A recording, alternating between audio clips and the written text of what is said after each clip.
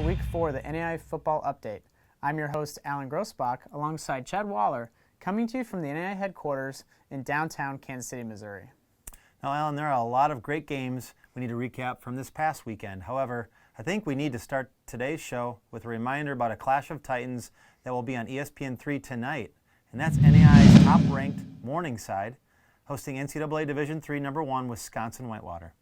Chad, I couldn't agree with you more. The Mustangs have made 11 consecutive appearances in the NAIA Football Championship Series, which is the longest active streak.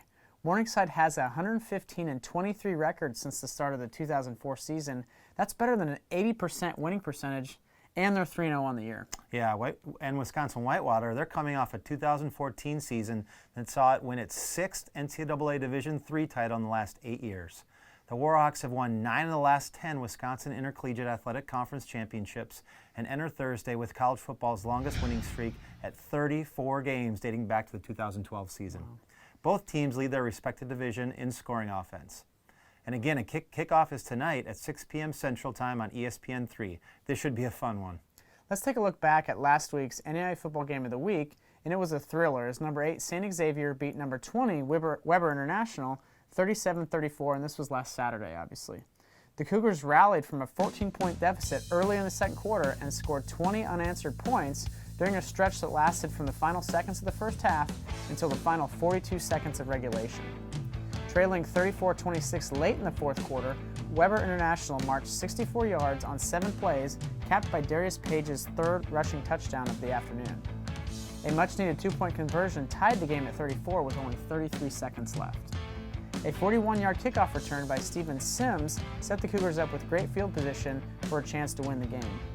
And St. Xavier didn't waste this opportunity as on only the third play of the possession, quarterback John Rohde linked up with Austin Freeney on a 29-yard pass that put the Cougars on the Weber International 6-yard line, with just seconds left. And this put sophomore place kicker Abdul Mahdi in position for a 25-yard attempt. Now Chad entered that attempt only 2 for 4 on the afternoon field goals, but he didn't miss a beat on this one, splitting the uprights to give the Cougars the win. Now this was a great game, Alan, littered with great performances. For the Warriors, they showed how good they are on the ground, racing to more than 300 yards and 4 touchdowns. Darius Page paved the way for Weber International with 154 yards rushing and 3 touchdowns, while Billy Pavlock was next with 91 yards on 18 attempts. For St. Xavier, its offense came through the air. Rohde set the program record at quarterback for completions and attempts in the game and ran to more than 400 yards passing and 4 touchdowns.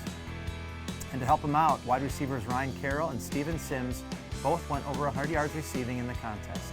Carroll caught 16 passes for over 160 yards, while Sims had 12 balls go his way for 137, and both of them scored a touchdown. Defensively, the Cougars were led by linebacker Michael Metal, who finished the night with a game-high 14 tackles. This week we released our second regular season Coaches Top 25 poll, and there was significant movement once again.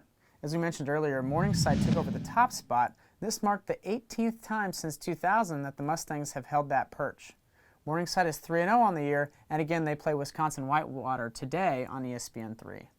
2 newcomers joined the top 25 this week in number 24 Kansas Wesleyan and number 25 Peru State. The Coyotes are 3-0 to start the year for the first time since 2010 and were last ranked in October of 2012. While Peru State, they were last ranked during the 2014 year. Number 17 Dakota Wesleyan and number 19 Reinhardt highlighted the positive movement within the poll with 5 spot jumps, while number 22 Missouri Valley dropped back 9 places. We started to look back at last week with possibly the upset of the weekend as number 11 Robert Morris knocked off top-ranked Marion 30-21. The game came down to turnovers as the Eagles ended the game with a +3 turnover margin against the Knights. Robert Morris's third takeaway of the game came on the final play as Ian Riggs picked up a fumbled lateral and raced 18 yards to the end zone as time expired. Running back Raheem Gardner was the player of the game for Robert Morris. He ran for a game-high 115 yards and a touchdown. He's the first 100-yard rusher against Marion since Brandon Weger of Morningside accomplished the feat in 2014. And a note about Wagner, he's on an NFL roster right now, so obviously he was one of the top rushers last season. With the win, the Eagles are 3-0 to open the year for the 3rd consecutive season, and Marion falls to 2-1. The other game we'll focus on today is Peru State's 39-34 upset at number 13 Missouri Valley.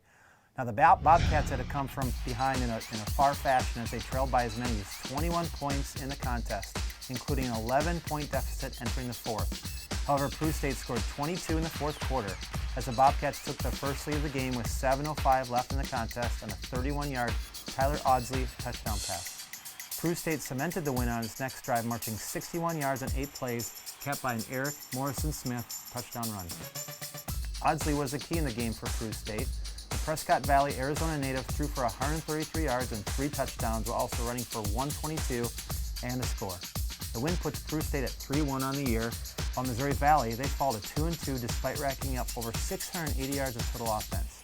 The Vikings were handicapped by the 5 turnovers, including 3 fumbles. Now the 2-2 mark for Missouri Valley is the slowest start they had since the 2007 season.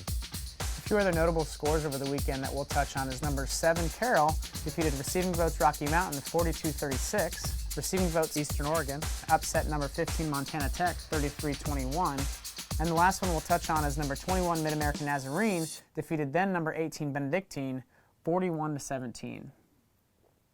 The Great Plains Athletic Conference will be on display Saturday in the NAIA football game of the week as number 10 Northwestern out of Iowa travels to number 13 Doane.